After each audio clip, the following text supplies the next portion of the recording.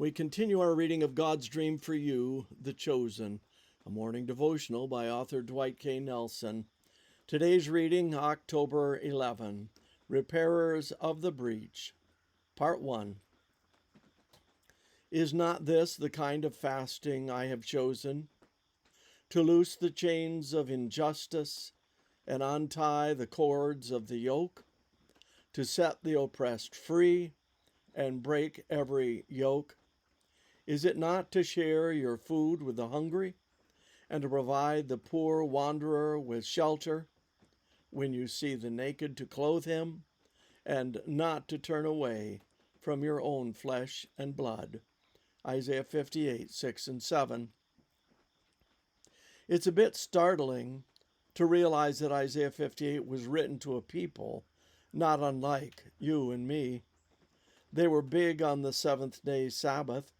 They proclaimed the Day of Atonement's cleansing of the sanctuary, and they were the champions of orthodoxy, but they had forgotten and utterly neglected the other side of orthodoxy's coin, orthopraxy.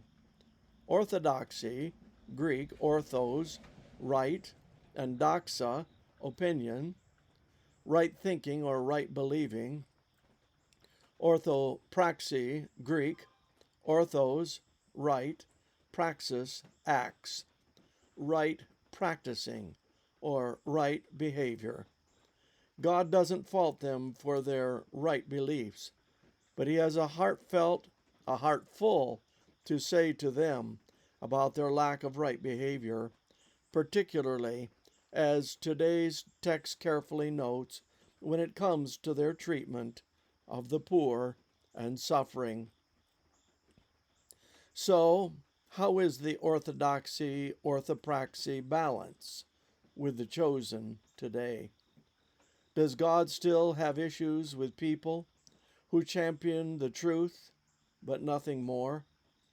Go online sometime and Google poverty or food insecurity, the government nomenclature for hunger.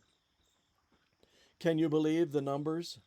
In a nation that boasts such affluence, the tragic divide between the haves and the have-nots is frightful at best and downright obscene at worst.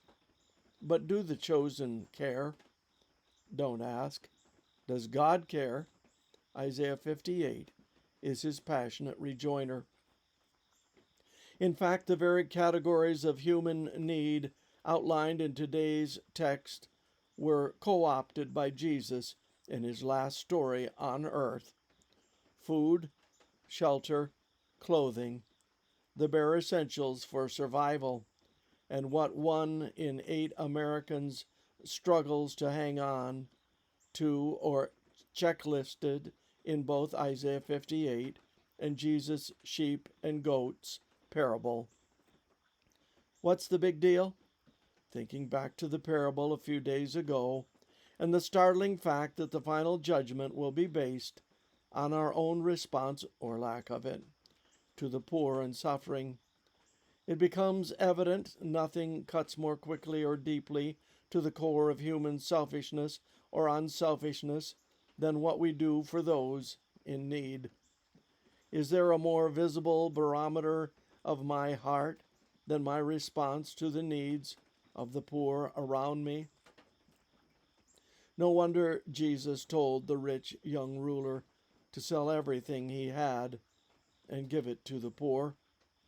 He had orthodoxy down pat, but he failed the final exam on orthopraxy. He thought he was chosen, but his choice showed otherwise. This concludes our reading today of God's Dream for You, The Chosen.